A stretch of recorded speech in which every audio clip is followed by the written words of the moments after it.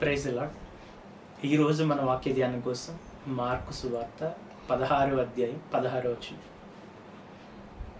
నమ్మి బాప్తిస్మము పొందినవాడు రక్షింపబడును, నమ్మని వానికి శిక్ష విధింపబడును.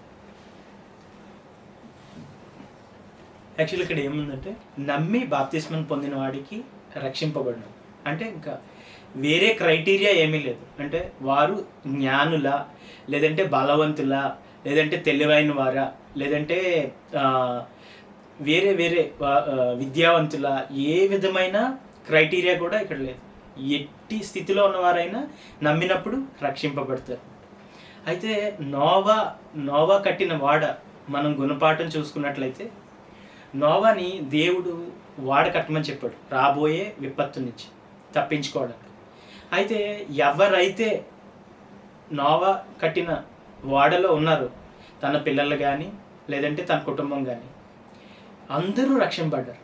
అయితే నోవాహు వాడ బయట ఎంతోమంది ధనవంతులు ఉన్నారు, ఎంతోమంది తెలివైన వారు ఉన్నారు, ఎంతోమంది జ్ఞానులు ఉన్నారు. అయితే వారందరూ కూడా నశింపబడిపోయారు. అలాగని నోవా కూడా ఉన్నవారు కూడా తెలివైన వారు, జ్ఞానవంతులు అని కాదు. కేవలం వీరికి వారికి వ్యత్యాసం ఏంటంటే వీరు నోవాహు కట్టిన వాడలో ప్రవేశించారు, వీరు ప్రవేశించలేదు. సో ప్రవేశించిన వారు రక్షింపబడ్డారు, ప్రవేశించిన వారు శిక్షింపబడ్డారు. సో అదే విధంగా మనం యేసుక్రీస్తుని నమ్ముకొని మనం బాప్తిసం పొందినప్పుడు మనం రక్షింపబడతాం అన్నమాట.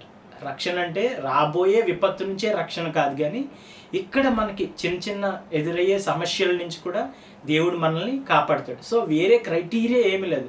ధనవంతుల, విద్యావంతుల, తెలివైన వారా, ఓన్లీ నమ్మకం. ఎవరైతే నమ్మి బాప్తిసం పొందుతారో వారు రక్షింపబడతారు.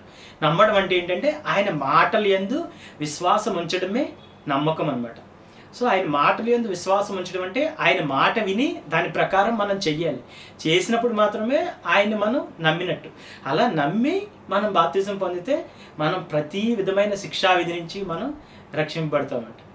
అందుకే బైబిల్లో ఉంటుంది, ఇదిగో క్రీస్తు యేసునందు ఉన్న వారికి ఏ శిక్షా విధి కూడా లేదు అని ఉంది. సరే, కళ్ళు మూసుకొని ప్రార్థిద్దాం.